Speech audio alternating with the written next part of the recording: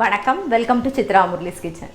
இன்றைக்கி வந்து அடுத்தடுத்த ரெசிப்பியில் வந்து நம்ம ரெண்டாவதாக பார்க்க போகிறது வந்து எசன்ஸ்லாம் யூஸ் பண்ணாமல் ரோஸ் சிரப் எப்படி பண்ணுறதுன்னு பார்க்க போகிறோம். முதல்ல வந்து பாலக் பக்கோடா எல்லோரும் பார்த்துருப்பீங்க. அப்படி பார்க்கலன்னா அதை பார்த்துட்டு வந்து இந்த ரோஸ் சிரப்பை பாருங்கள்.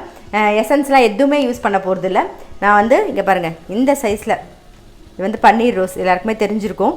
இதில் வந்து ஒரு 25 பூ எடுத்துருக்கேன். பூ கணக்கு கிடையாது.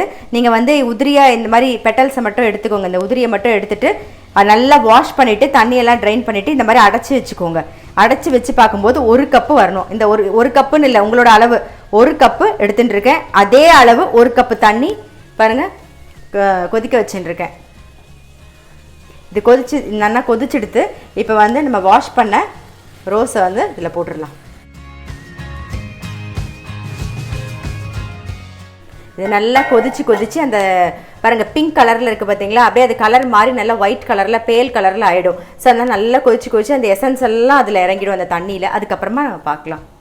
தண்ணி நல்லா கொதித்தோடனே நீங்கள் வந்து ரோஸ் இதழ்களை போடுங்க. பாருங்கள், ரோஜா பூ இதழை போட்டு நல்லா ஒரு 5 நிமிஷம் நல்லா கொதிச்செடுத்து இப்போ இந்த சமயத்தில் வந்து நம்ம எசன்ஸ் எல்லாம் எதுவுமே சேர்க்க போகிறது இல்லை. அதுக்கு பதிலாக நம்ம இறக்க போகிறோம் இல்லையா, வடிகட்டணும் இல்லையா, அதுக்கு முன்னாடி வந்து பீட்ரூட் ஒரு சின்ன பீஸ் பீட்ரூட்டை வந்து இந்த மாதிரி கட் பண்ணி வச்சுக்கோங்க. அதை சேர்த்துட்டு ஒரு 2லேருந்து 3 நிமிஷம் கொதிச்சா போதும். ரொம்ப கொதிச்சதுன்னா உங்களுக்கு வந்து வாசனை மாறி போயிடும். ஸோ அதனால் அந்த கலருக்காக தான் ஒரு 2 நிமிஷம் கொதிக்கட்டும். உடனே நம்ம வடிகட்டிடலாம். பாருங்கள், கரெக்டாக ஒரு 2 நிமிஷம் கொதிச்சா போதும். நீங்கள் பார்த்தீங்கனாலே தெரியும் அந்த பீட்ரூட்டோட கலர் கூட மாறி இருக்கும் பாருங்கள். ஃபஸ்ட்டு இருந்த கலருக்கும் இப்போ நம்ம அந்த சிரப் இருக்கிற கலருக்கும் பாருங்கள் நல்ல வித்தியாசம் தெரியும். தெரியுதா உங்களுக்கு? பீட்ரூட்டோட கலரே மாறிடுச்சு பாருங்கள். இந்த பாருங்க எவ்வளோ சக்கச்சவே அந்த ரெட் கலரில் இருந்தது நல்லா லைட்டாக ஒயிட்டாக மாறிடுது பாருங்கள். சரி, எடுத்துடலாம்னா வடிகட்டிடலாம். ஆஃப் பண்ணிவிட்டு வடிகட்டிடுவோம். எல்லாத்தையும் நல்லா வடிகட்டிட்டோம். இப்போ வந்து நான் அடுப்பை பற்ற வச்சுருக்கேன், சிம்மில் வச்சுருக்கேன். நல்லா ப்ரெஸ் பண்ணிவிடுவோம். உங்களுக்கு தெரியும் கீழே நல்லா அந்த கலர் கூட மாறி நல்லா தெரியுதா உங்களுக்கு கலர்?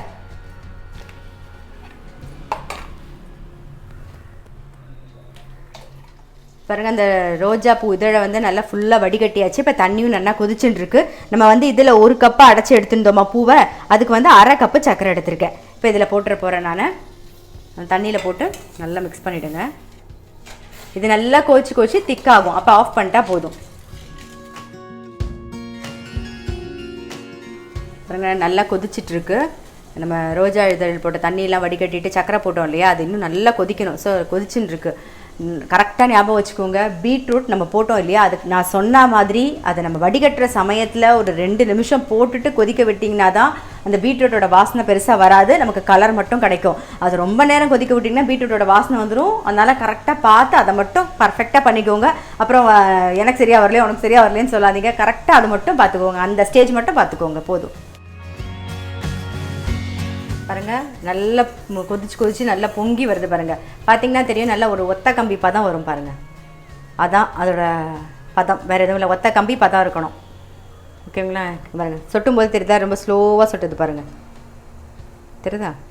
இன்னொரு வாட்டி காமிக்கிறேன் பாருங்கள். தெரியுதா? அவ்வளோதான், இதான் பதம். ஸோ இந்த இடத்துல ஆஃப் பண்ணிவிடுவோம். ஆஃப் பண்ணிவிட்டு நல்லா ஆறுனதுக்கு அப்புறமா நீங்கள் வந்து நல்ல ஒரு ஏர்டைட் கண்டெய்னரில் போட்டு உள்ளே வச்சுட்டிங்கன்னா வேணுங்கிறப்ப நம்ம வந்து மிக்ஸ் பண்ணி ஒரு 1/4 பங்கு இது எடுத்துக்கோங்க. மிச்சத்துக்கு வந்து ஒரு கப்பு பால் விட்டு நீங்கள் மிக்ஸ் பண்ணி குடிச்சிங்கன்னா நல்லாயிருக்கும். நம்ம வந்து கலர்லாம் எதுவுமே சேர்க்கலை. உங்களுக்கு கலர் வேணும் அப்படின்னு அப்படி அந்த பிங்க் கலர் வேணும் அப்படின்னு நினச்சிங்கன்னா நீங்கள் பிங்க் கலர் சேர்க்கலாம். நம்ம வந்து நேச்சுரலான கலர் தான் இருக்குது இல்லையா, அதனால் உங்களுக்கு பாலில் மிக்ஸ் பண்ணும்போது அந்த பிங்காக வராது, லைட் கலரில் தான் இருக்கும். நான் உங்களுக்கு மிக்ஸ் பண்ணியும் காமிக்கிறேன். அதாவது எதுவுமே வேண்டாம், கெமிக்கலே வேண்டாம் அப்படின்னா நீங்கள் வந்து இந்த மாதிரி ரோஸ் சிரப் பண்ணி வச்சுக்கலாம். பாருங்க, இதில் வந்து ஒரு கரண்டி எடுத்துக்கிறேன் நான்.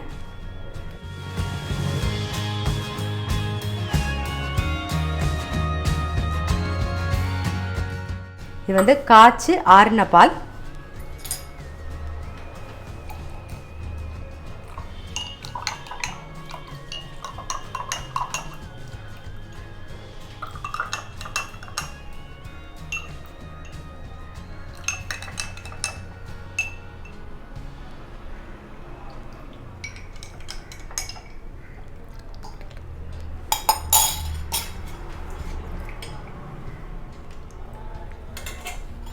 இன்னும் கொஞ்சம் விட்டுக்கலாம்.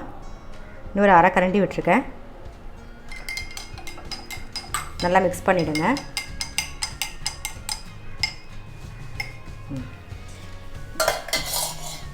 சொல்கிறேன்,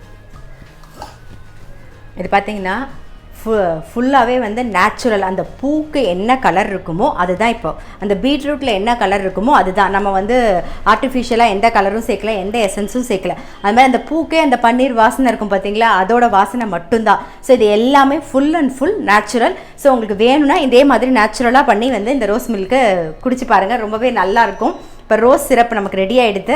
நம்ம அடுத்தடுத்த ரெசிப்பியில் வந்து ரெண்டாவதாக ரோஸ் சிரப் பார்த்துருக்கோம். ஃபஸ்ட்டு வந்து பாலக் பக்கோடா பார்த்தோம். அப்படி பார்க்கல அப்படின்னா கண்டிப்பாக போய் பாருங்கள். நான் இந்த வீடியோடைய எண்டில் வந்து எண்ட் ஸ்க்ரீனில் வந்து நான் அதோட லிங்க்கும் தரேன். ஸோ மறக்காமல் இன்றைக்கி இந்த 2 ரெசிப்பியும் பார்த்துருங்க. பாலக் பக்கோடா அப்புறம் வந்து ரோஸ் சிரப் ரொம்ப ஈஸியாக நம்ம வீட்டிலே பண்ணிடலாம். கண்டிப்பாக நீங்கள் வந்து ட்ரை பண்ணி பாருங்கள். நான் அடுத்த வீடியோவில் சந்திக்கிறேன்.